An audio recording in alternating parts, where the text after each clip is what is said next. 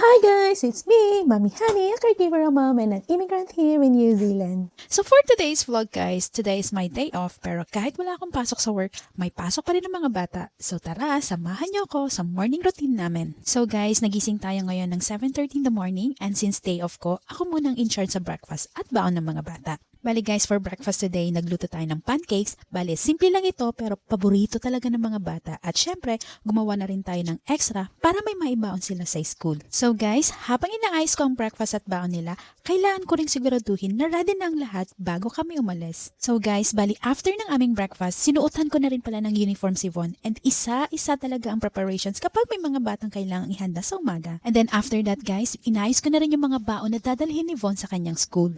Habang inaayos ko ang baon ni Von, sinisigurado ko na kumpleto na lahat ng kailangan niya for school. Usually, simple lang ang baon niya. Pero gusto ko pa rin na may enough food siya para hindi siya magutom habang nasa school. As a mom, kahit yung mga simpleng bagay tulad ng paghahanda ng baon, parang maliit na responsibility lang siya. Pero napakalaking part talaga ng everyday routine namin. At syempre, kailangan ko ring tandaan kung ano yung mga gusto niyang kainin kasi minsan kahit anong prepare mo kapag hindi niya bet, hindi rin kakainin. Kaya habang inaayos ko yung lunchbox niya, iniisip ko na rin kung ano naman ang pwede kong ihanda for the next school day. Guys, bali magkaiba ang school ng dalawang anak ko. Si Aliyah ay nasa high school habang si Von naman ay nasa elementary school. Magkaiba rin ang oras ng pasok nila kaya kailangan talagang maging maayos ang morning routine namin. And honestly guys, hindi naman laging smooth ang mornings. May times na nagmamadali, may times na may nakakalimutan at may times din na kailangan mong ulitin ng ilang beses yung sinabi mo. But that's part of being a mom, I guess. Habang nasa car kami guys, napaisip lang ako kung gaano karaming pagbabago ang pinagdaanan namin simula nang magsimula kami ng buhay dito sa New Zealand. Starting over in another country is not always easy. Hindi naman lahat instant, hindi dahil nasa ibang bansa ka na ibig sabihin, automatic magiging madali na ang buhay. You still have to work hard, you still have to adjust, you still have to learn how things work and sometimes you have to start from the beginning. Pero one thing I've learned is that you don't have to figure everything out all at once. Take it one day at a time, do what you can today and tomorrow, try again kasi minsan masyado nating tinitignan kung gaano pa kalayo ang gusto nating marating. Nakakalimutan nating tignan kung gaano na pala tayo kalayo mula sa kung saan tayo nagsimula. And that's something I always remind myself. Celebrate the small wins. Kahit maliit na progress, progress pa rin yun. Kahit ordinaryong araw lang, may achievement pa rin. Because sometimes, simply being able to provide for your family, take care of your children, go to work, come home, and do it all over the next day, that's already something to be proud of. After the morning school routine, bumili naman ako ng mga kailangan namin para sa dinner. And this is another part of our everyday life here in New Zealand. You really learn to plan ahead. Kailangan mong isipin ang groceries, meals, school, work, bills at kung ano-ano pa. Kaya malaking tulong talaga kapag marunong kang mag-budget at magplano ng pagkain. Hindi naman kailangan ng bongga ang lutuin everyday as long as may pagkain sa table, sama-sama ang family at healthy naman ang kinakain natin. That's already enough for me. And habang nagdadrive ako, naisip ko rin yung isang bagay na gusto kong sabihin sa mga taong may pangarap na nagsimula ulit sa ibang lugar. Don't be afraid of starting small. Hindi mo kailangan maging successful agad. Hindi mo kailangan magkaroon agad ng malaking bahay, magandang sasakyan, o perfect life.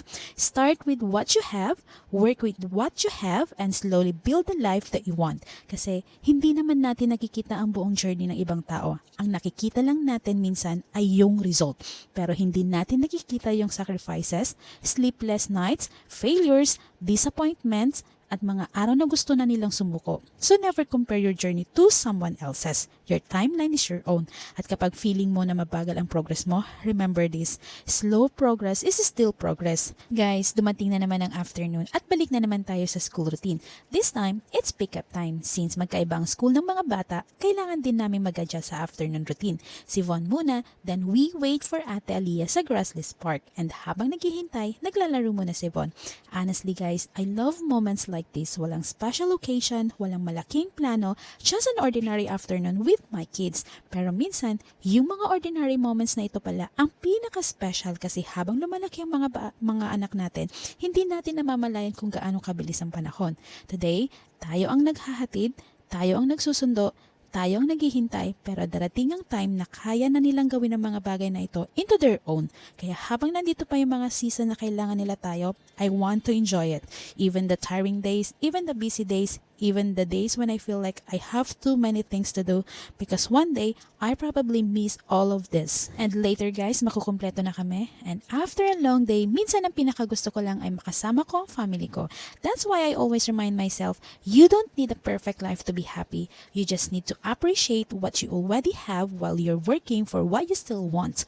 Kaya kung ikaw man ay nasa ibang bansa nagsisimula ulit, nagtatrabaho para sa pamilya, or simply trying to make ends meet, I hope you know that you're doing better than you think. Hindi kailangan mabilis, hindi kailangan perfect, just keep going, one day at a time, one step at a time, and don't forget to enjoy the little moments along the way. Because life is not only about reaching the destination, it's also about appreciating the journey. So thank you for spending my day off with us. This is just our simple, ordinary life here in New Zealand. Not perfect, not always easy, but full of little moments that I'm grateful for. So that's it for today's vlog, guys. Thank you for watching and I hope you like our video. Don't forget to follow, like, and share. Bye, guys.